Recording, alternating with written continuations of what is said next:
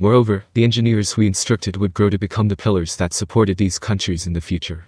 Well, it was a shame we couldn't keep the sole rights of this technology to ourselves. It'd be fun to witness the healthy competition of technological innovation that would surely come about in the future. Apparently, that's not it. If that were the case, those nations wouldn't merely hand their engineers over to us like this. He does have a point. Wait, so what you're saying is you took Testarossa's newly trained support troops and incorporated them directly as the Western reserves?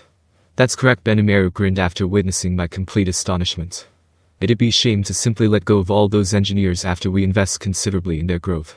Under these circumstances, we might as well turn them into a full-fledged security force and train them in disaster response, VIP protection, and city defense. It seemed that Benimaru had quite the foresight.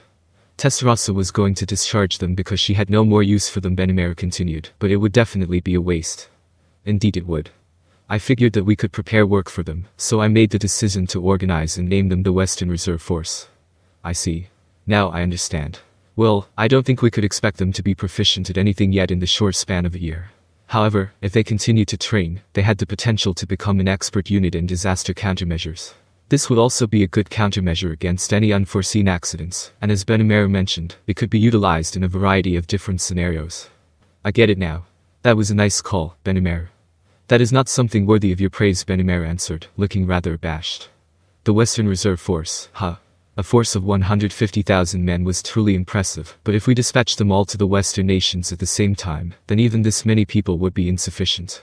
If they could secure some concessions, they'd be able to make enough money to feed themselves. I'd never expect this to happen, but I was pleased about the good news, nonetheless. On to the next order of business. Now that we got the Western Reserve Force cleared up, what's this Mixed Majin Corps? There's 30,000 in total. Are we conscripting monsters from the Great Jura Forest? It's a corps composed mostly of Majins who were under Clayman. Geld had them working as prisoners of war, but I picked out and borrowed those who were decent at fighting. At the same time, the high orcs who had nothing to do after completing their construction work filled in the missing gaps. Based on what Benimaru shared, he was taking proper precautions so that the progress rate of Geld's construction projects wasn't negatively affected. In that case, good. It would have been better if the corps were made up of experienced fighters rather than a bunch of amateurs. However, I thought they weren't being cooperative. The majority of Clayman's men were rank B, but there were a few of them that were over rank A. They were a fairly strong group, but as a corps, they were clearly weak. Monsters who only followed orders out of fear were obviously no match for trained professional soldiers. Gathering them now, just like that, I don't think there was enough time to give them any military training. Thanks to Geld, none of them are selfish miscreants anymore. Besides, even if there were someone that stupid, I would have personally shut them up. Well, yeah. It's easy for Benimaru to subdue people by force. But, you know, they just got used to the job, so forcing them to fight is kinda. Although I was reluctant, Benimaru quickly reassured me. This is something they've been saying. We want Rimuru-sama to see that we can be useful too. Huh. Benimaru said something unexpected. Those selfish Majins had volunteered to help on their own accord. Good food, good friends, bosses who rely on them, and rewarding work. They kept going on and on about how their strength should be used to protect all of this. Seriously. This was a happy little miscalculation, and their offer was very helpful. Conscripted troops were of no use in actual warfare. Sometimes, it was unavoidable for the sake of national defense, but other times, it was wiser to surrender unconditionally when weighing both costs and benefits. I couldn't bear the thought of being a slave to another country, but if it were only about being heavily taxed as a vassal state, temporarily bowing your head and secretly plotting your revenge was always an option. I was trying to play it cool saying it like that, but the point was that they could wait patiently for their chance at vengeance. There was also the option of willfully accepting the slight losses, so long as the invaders didn't commit extremely atrocious acts. But that wasn't an excuse to ignore the feelings of the citizens who originally lived in that country. Those people should be responsible for choosing their own future. As a ruler, you could only respond to those feelings. That was why I felt conscription was the worst way to go about it, and that patriotism should never be forced. Tempest was a country under my protection. I had no intention of obeying outside influences who made arrogant demands. If we didn't intend to relinquish our rights easily, there would always be disagreements. Furthermore, if the other side refused to give in, then war was an inevitability. It would be such a pain being antagonized. For me, if they didn't have the will to defend their own country, then I wouldn't mind if they simply ran away. I shouldn't get the wrong idea about who I'm supposed to be protecting. It was only natural that my priority should be the citizens that I shared hardships with since the founding of this nation, and I had no intention of taking care of freeloaders that came later and purely insisted on their rights. If I had nobody to protect, then I would flee as well. In that case, I'd just go off and create a new country somewhere else with like-minded friends again. For me, this land itself wasn't something I needed to cling on to.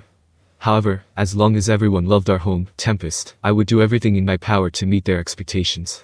Regardless of what kind of foreign enemy they are, I will crush them with all my might. Even if the enemy were the demon lord Guy. I'm prepared to kill him no matter what it takes. Well, Guy was horrifying, so I hoped it wouldn't come to that. I could sense their motivation, and I'm sure their feelings are genuine. Besides, people from all over the Great Jura Forest have heard rumors of the upcoming war, and have offered their assistance. This Mixed Majin Corps is the unit that brought them all together.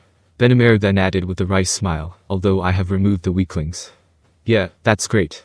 With this move, they could really do their best. The thought made me glad. Lastly, we had the Volunteer Corps. This was a unit derived from humans residing in Tempest and neighboring countries. In any case, if we were defeated, the nations surrounding the Great Jura Forest would also surely fall. Because of that, it was better to cooperate with us from the beginning, and so a group of people had gathered to offer their full support. Most of them were adventurers and mercenaries. It seemed that many of the immigrants we had accepted also volunteered. A lot of the idiots who risked their lives to explore the dungeon who fed our monster avatars every time also joined. The total number of these people was 20,000, and while we couldn't expect too much from them, they were still a considerable force. Well, that's everything on the left wing. The only difference between the right and the left wings is the level of loyalty to Tempest, or rather Rimuru-sama. Me. The right-wing troops are those who are willing to risk their lives for Rimuru-sama and this country. The left, in contrast, is a hodgepodge of different people with their own agendas. Some of them may truly have noble aspirations, but we didn't have time to conduct personal interviews, so we had to organize them like this. I see. Behind me, Sean and Diablo were nodding their heads in agreement. I could swear I heard them talking about disturbing things, such as how the left side were merely pawns waiting to be used and thrown away, or how they planned to hold trials in order to find the cream of the crop, but I must have been imagining things. So, the last question that remains is who we should appoint as the commander of each corps. This was where we finally got to the heart of the matter. Well then, let us begin with the Western Reserve Force. This corps was by far the largest. Its allegiance was with the Council and its members were scattered all across the region. Looking at sheer numbers alone, this wing is a large army of 200,000 strong. That said, I do not intend to move the 150,000 soldiers of the Western Reserve, so they will be deployed where they are stationed. Benimaru revealed. I suppose. Technically, they're a unit under the command of the Council, so we could move them at our discretion, but I believe there's no need to summon them here. Although, if they gather in one place, I could use my magic to teleport them all at the same time. If we move 150,000 people simultaneously, just trying to manage that would already be a gargantuan task. I had my doubts whether they'd be able to take proper military action until we set up a clear chain of command. It would be smarter to have strict security measures in place to prevent the Empire's spies from launching diversionary attacks in each country. I think so too, Benimaru agreed. Although it wouldn't be impossible for me to organize them with my power, I'll maintain the status quo as far as the Western Reserve Force is concerned. The corps commander is also absent, but I'm thinking of having Testarossa, the military attaché, take on that role as well.